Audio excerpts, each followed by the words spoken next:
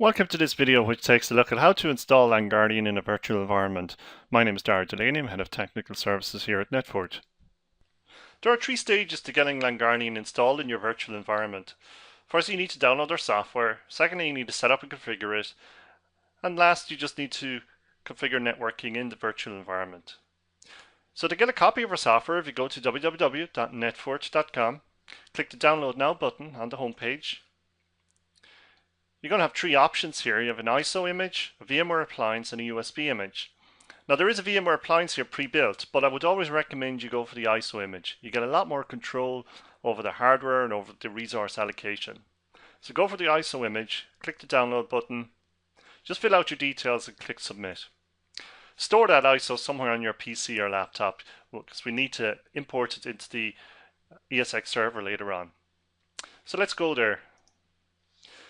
So this is my ESX server. So the first thing I need to do is select the server, go to configuration, and on the left hand side here select storage.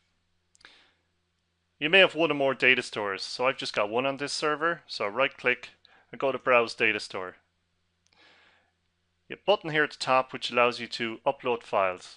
Select that, select upload file, select the ISO that you downloaded earlier, just click on open, and the file is imported into data store. I've already done that earlier on.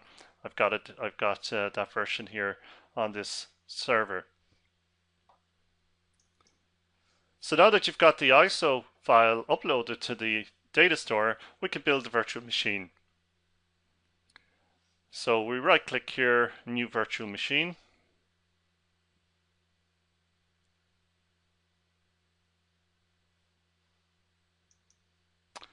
We're going to go for a typical configuration, give it a name.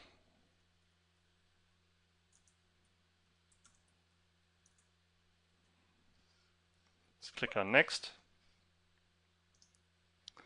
So there's one data store, we're going to put it there. Select Linux as operating system. From the drop down, if it's available, select CentOS 64-bit. If you don't see CentOS there, select other Linux 64-bit. But I have CentOS here, so we select that. Let's click next. Now this is probably the most important place, a part of the configuration. Firstly, you must have two network cards, two virtual cards available. The first one here, let's change both to adapter type VMXNet3.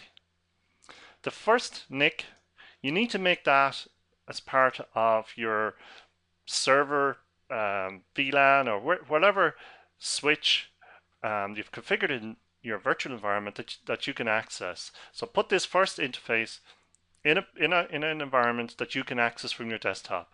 So I've got a management VLAN set up in my virtual environment, so I'm going to select that.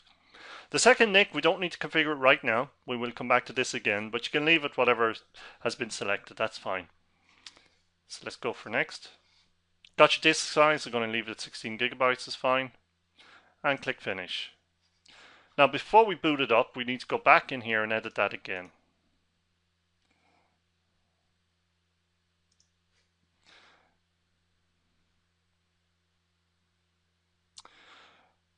First thing is when it comes to memory size, it has selected 2 gigs.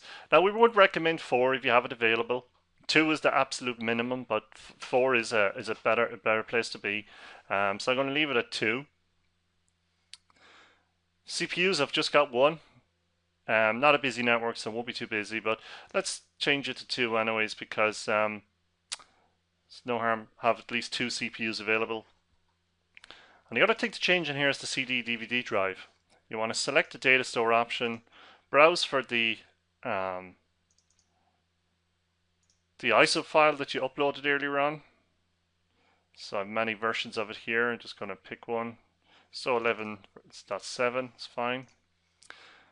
Make sure you've set the option here to connected power on. Network adapters are fine. So that's good to go. Let's click OK. Go over here and let's power up that virtual machine. Let's switch to console and we see what's happening. Now what you should see on this screen here is lots of text flying by. It's the LANGuardian boot up process starting to load up.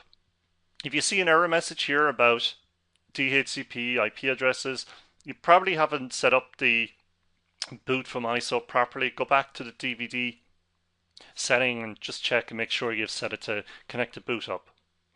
So here we've got the LANGuardian set up. So we just type yes to continue. We only have one disk, so it's number 1. We type it in. Be sure you want to continue. Type yes again.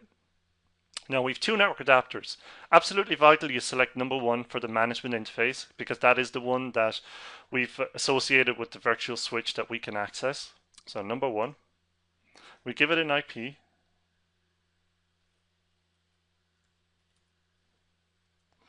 Net mask.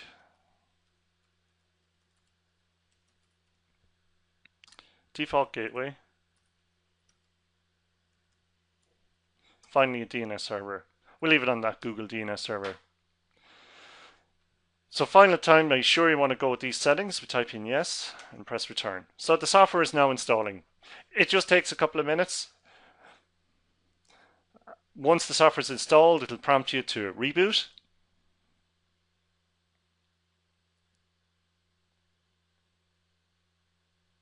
And I just press enter to restart. So while the system is booting up, I'm going to go back now and configure, which is the 3rd stage of the installation process, which is the configure networking. So to do that, we select, just press Control Alt actually to get out of the console.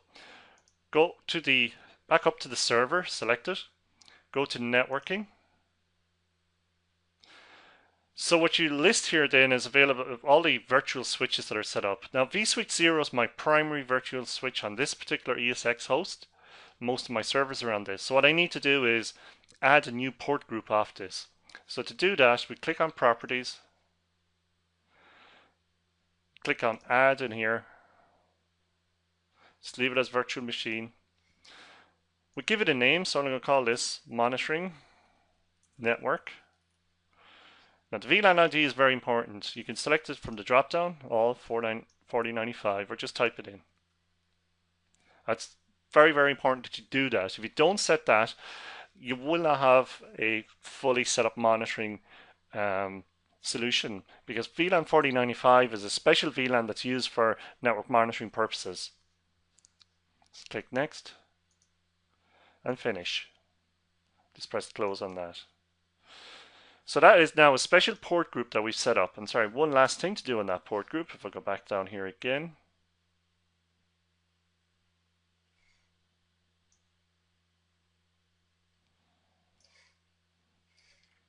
Just click on properties, monitoring network. Let's click on edit. Under the security section here, you need to set promiscuous mode to accept. So when you're setting up the monitoring port, the port group, you can set it there, or you can just go back in and set it afterwards. But you must set the enable the option that allows for promiscuous mode, which gives LANGuardian the ability to start to pick up network packets from the virtual switch. So that's now complete. The last thing we need to do when it comes to setting up the networking is select our virtual machine, LANGuardian. Just go to edit settings. What we need to do in here is the second network card, we now need to associate that with the port group I just set up. So you select network adapter 2, from the drop down select monitoring network, OK. And that's the networking component set up. So now it's prompting me on the console to go to a browser and access the system via this IP address. So let's do that. So you just type in the IP in your browser, just accept the cert, and we complete the installation by stepping through this wizard. So agree with the licensing terms, double check the network settings, so they look fine to me. Check your email, previously there in the proxy, so if you have a proxy, set it at that point. Let's go to next, check your email, and this is the email server it uses for LANGuardian reports. Next up, we check the system clock. I'm going to leave it on NTP, that's just fine. Let's click next. If you can at all, try and set it to use an NTP server. Next, we set the administrator password.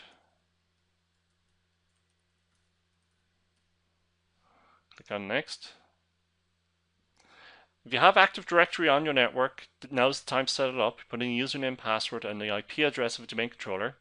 You can come back and revisit this again, but it's recommend that you set up Active Directory at this point. I'm going to leave it for the time being on this particular network. Check the sensor status, so its link is up and it is seeing spam traffic. So we click on finish. So now let's log on.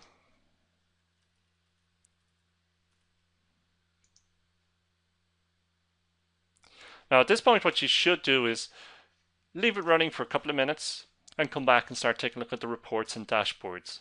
You should start to see the data appearing in the reports straight away, but it's best to leave it running a while so you get better, nicer levels of data to be taking a look at. So a couple of things to check when you log on. You could go to some of the dashboards and see if some of the reports, so there's still saying report is in progress. That'll take a couple of minutes. Let's run the reports manually. Click on reports. Let's select all events, for example. Select any of these here. Just run the report. And what you should start to see is entries here in the, so I've got some web activity here, some hits, and that's good. That looks like the sensors are starting to pick up data. So we can see in here there's activity. And what you should take a look at after a while, as well as the likes of our traffic reports.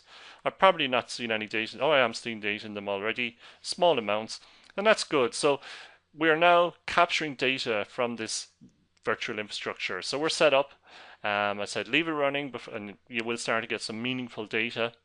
But that now concludes the setup and installation of LANGuardian for